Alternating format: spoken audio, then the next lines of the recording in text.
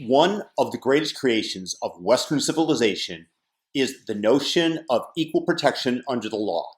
If two people commit the same crime, all else being equal, of course, they should receive the same treatment, the same punishment, no matter who their parents might be, what color their skin is, or how affluent they are. Of course, the radical left is trying to push that to an end today.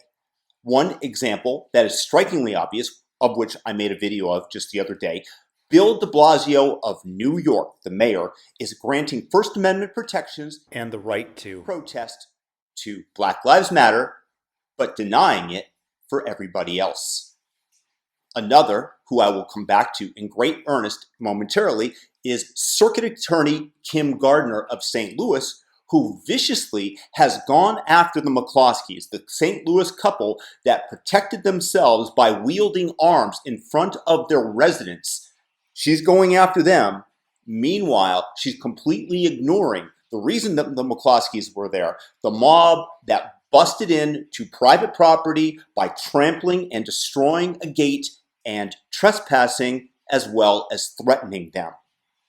Portland has decided not to prosecute an arsonist who openly bragged about having started fires and said that it was his mission to go out and start more of them, in addition to letting go many other people that were originally charged with felonies during the Portland riots, which, by the way, are still ongoing, in part because they haven't rectified the problem by applying police pressure or prosecutorial pressure to them.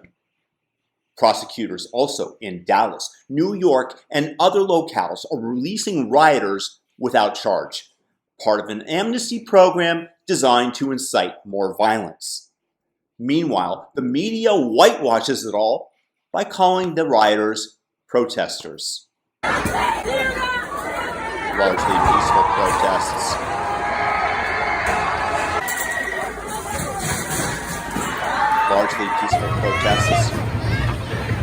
Which brings me back to St. Louis, where recently a group of Catholics was praying in protest to defend a statue of King Louis. You know, we have had a few problems with statues recently in this country, and they were there to protect and pray in front of the statue of King Louis, from which St. Louis derives its name.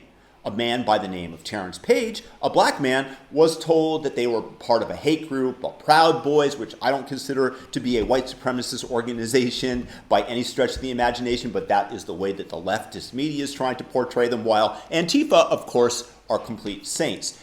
And good old Terrence came there with the intent to assault, and that's by his own admission. Here's the clip.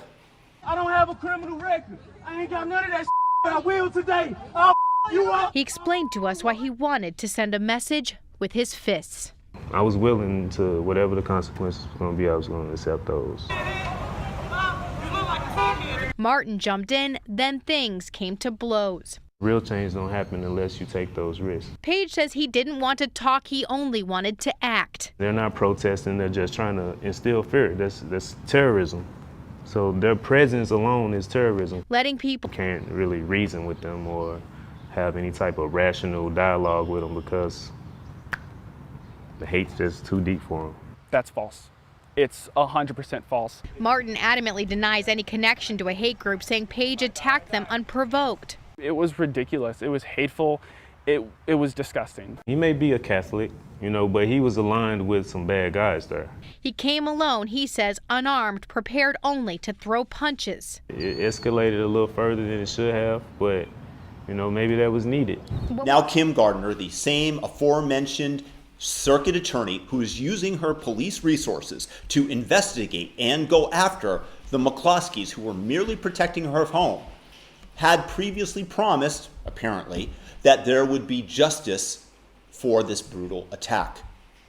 Of course, Terrence Page, who openly admits his guilt, who openly admits his motivation, and for whom there is video of him assaulting these people, is still riding it out on the streets.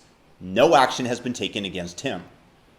Unequal application of the law.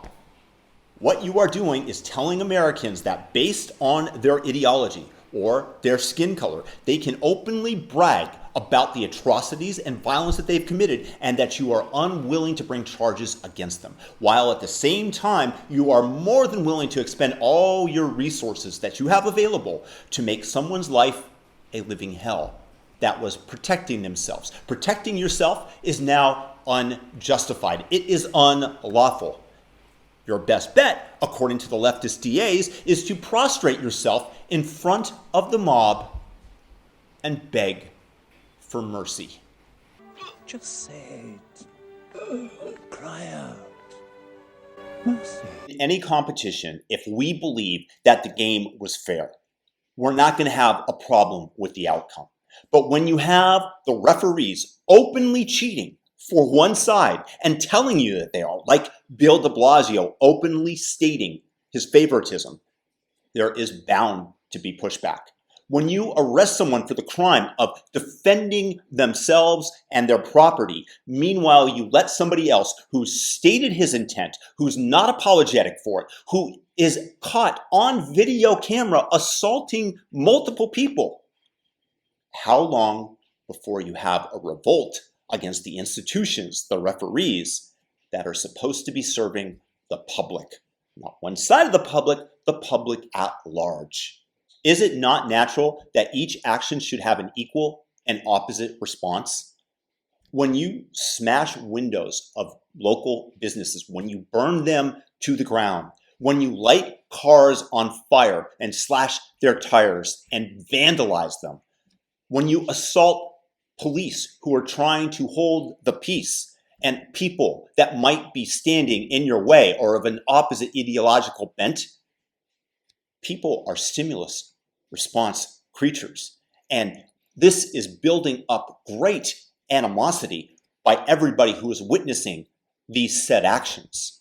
Then when you intentionally favor one side of the political aisle, one race, one color of skin over any other, you are training people and demonstrating that it is acceptable to assault people, to commit arson without penalty. You are okaying more of that. You are going to be generating more of that. More and more people will be physically hurt. The cycle of violence will escalate because there will be natural pushback against it, because there is only so much that people will take when they feel threatened, violated, when the prescribed referees they believe are openly against them.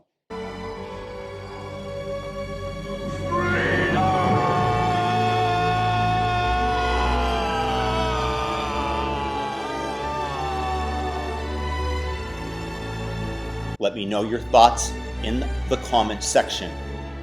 Peace and blessings. Feel free to subscribe to this channel and share this video. Peace out, everybody. Have a great day.